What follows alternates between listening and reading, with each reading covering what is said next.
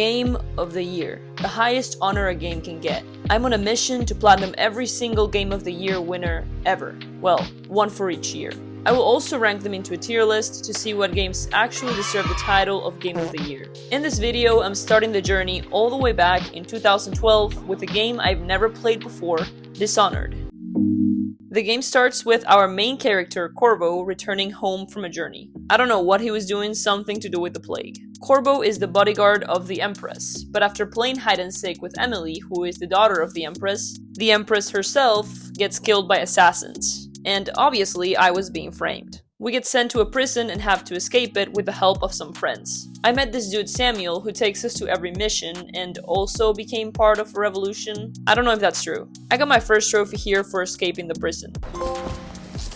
In order to get the platinum, we need two major playthroughs. One, killing everyone, and another one where not only could I not kill anyone, I couldn't be seen by anyone either. I started out with the easier one, which was the playthrough for killing everyone. There were two main trophies I had to keep in mind. One for finishing the game in high chaos, which meant that I had to kill as many people as I could, and another one for not upgrading any of the supernatural abilities. So for the entirety of this playthrough, I could only use the blink. The whole plot of the game is to make Emily, the daughter of the Empress, the new Empress, now that her mother is dead. We meet this guy called the Outsider who gives us our supernatural powers, with that learning blink, which is basically a teleport. The game is divided into 9 missions, which follow a similar path. Infiltrate this area, kill this target, leave.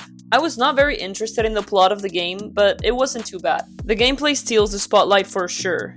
I had not had this much fun playing a game in a while. I met Granny Rags, one of the 2 people that have trophies related to their side quests. The other one is a dude named Lockjaw. The last mission for both of them was actually insane. Probably the only part of the plot that had me shocked. I got a trophy here for assassinating 10 unaware enemies.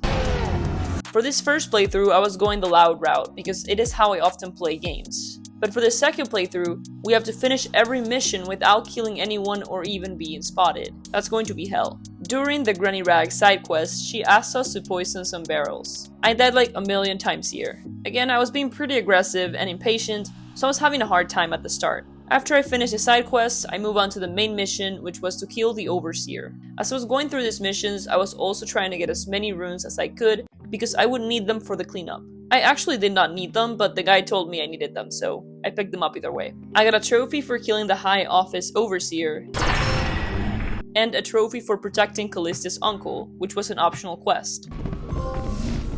I also got a trophy for fighting 5 enemies at once and killing them all. I got a few more miscellaneous trophies, one for collecting 10 bone charms, and one for killing an enemy with the Wall of Light. This electricity thing that would only kill you until you rewired it to kill the enemies. Mostly the enemies were all just guards, but throughout some missions we can see some other kinds of enemies, which was a nice bit of variety. One of them were weepers, I think people that had the plague. I could be so wrong, but alas, they were like zombies. We didn't really encounter these as much as I would have liked, and the entire plot of the plague fell pretty short. There were barely any rats, and I guess that comes from playing A Plague Tale Innocence that I was really expecting hella rats in this game. On the third mission, we also get introduced to chaos. The more enemies you kill, the higher your chaos, the more rats there are, and the worse your ending. In this mission, we go to a stripper house. I think that's what it was. In this house, we find Emily and take her back home after killing our targets. I also had to do another Slogjaw side mission and died like a million times to this electricity thing, but I finally figured out how to deactivate the machines, and it was pretty easy from then. I continued playing through the missions and got a bunch of trophies here. Some of them were story related, simply for abducting or killing some of the targets. I also got a few miscellaneous ones like pickpocketing items worth a total of 200 coins, killing a tall boy only using my sword, and assassinating an assassin. I continued playing through the story. I don't want to spoil too much even though this game came out like over a decade ago, but there was a nice plot twist that made the story a little more interesting. We met this other dude that also had powers, and I kept trying to actually 1v1 him instead of sneaking around to assert dominance, but that didn't work, so I went back to sneaking around. After that, I got a trophy for getting all of Sokolov paintings, the only collectible in the game, thank god. Then on mission 7, I finally finished the final side quests for both Granny and Slogjaw. They ended up being related, and if you did one, you could not do the other one, so I just loaded up a save and ended up doing them back to back. The side quest was actually insane. Short story shorter, Granny wanted to literally cook Slogjaw. I got a bunch more miscellaneous trophies as I continued through the story for acquiring upgrades, kill related, and got one more story trophy for saving Emily again. And that was game. I got a trophy for completing the game and one for finishing the game without any supernatural powers. The gameplay loop is very much the same throughout the whole game. Go into a mission, find a way in, kill or sneak past enemies, assassinate a target, leave. But it works so well. There are just so many ways to go about killing your targets, and I never felt restricted to doing a specific thing. I honestly love this game a lot more than I was anticipating. After the end credits, I got another trophy for completing the game with high chaos. The journey is far from over. I still have to get a bunch of miscellaneous trophies and play through the game all over again without killing anyone or being spotted. Before I went on that playthrough, I did a bit of a cleanup. At the start of Mission 7, we get sent to a prison and they take away our gear, so I had to replay Mission 7 to get a trophy for getting my belongings back. Because for some reason, I decided not to my first playthrough. After that, I got a trophy for getting a kill with every weapon. I also got a trophy for killing one of the targets with steam, and another one for reaching the top of Caldwin's Bridge. Then I bought the possession ability, which allows you to possess animals, and I became a rat to go through a rat tunnel, also staying there for 3 minutes to get 3 trophies. Right after that, I took possession of a fish. And a few more miscellaneous trophies for deactivating 5 security systems on the specific mission and traveling 30 meters in less than 1 second. They were all fun to do and figure out. I got 2 more trophies that took me a little more time. One for causing 5 unintentional suicides, where I had to possess some people at the party and walk towards the wall of light to make them commit suicide. And another one for throwing a live grenade back. I was having a really hard time with this one because I could not for the life of me throw the grenade fast enough, but at the end I got it. Stop this. There were only 2 of them I couldn't do. One for killing 4 enemies in 1 second with the crossbow, and one for killing 6 enemies in 1 second. This was because I hadn't upgraded my crossbow, so it did not shoot fast enough, so I'm going to save these for last.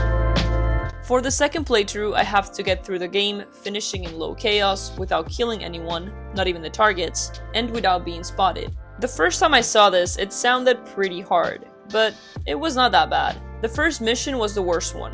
I got through the whole thing, but when I arrived at Samuel to check the mission stats, I did not get Ghost, so someone saw me at some point and I had to replay it. I started following this 13-year-old guide by a dude called the Red Dragon. Amazing guides. I have never seen anything like it. So I watched the video and then did the missions. After finishing the first one, I got a trophy for finishing a mission without alerting anyone.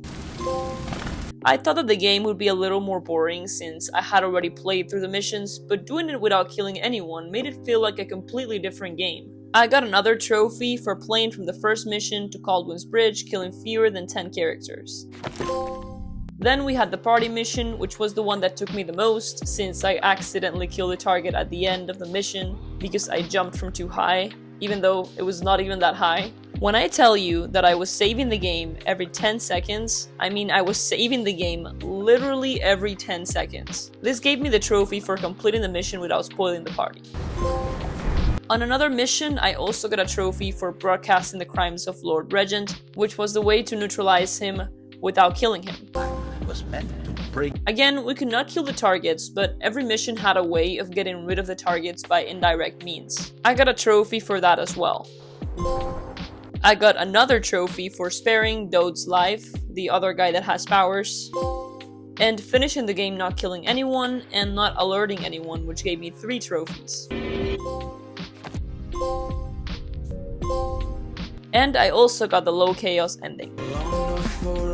What a masterpiece of a game. I still had 2 more trophies to get and the platinum, but I got these pretty fast. I went to this mission that had 6 Weepers in a room and stopped the time to kill all of them in 1 second with my now upgraded crossbow, and got the last 2 trophies as well as the platinum. This game was absolutely amazing. From the gameplay to the trophy list, it was perfect. I can see why it got Game of the Year. I had one big issue with it, and it was that personally I did not care for the characters or the story, which is a bit disappointing. However, the game itself is still a very solid 9 out of 10 for me, So Dishonored goes into the you need to have this platinum tier. There are a lot of DLC that I did not do because, well, they are very hard. But I do plan on doing this on a trophy list cleanup video I want to do. I have a pretty good idea of what the next 3 years that I want to do are, but let me know what your opinion is and what game of the years I should play next.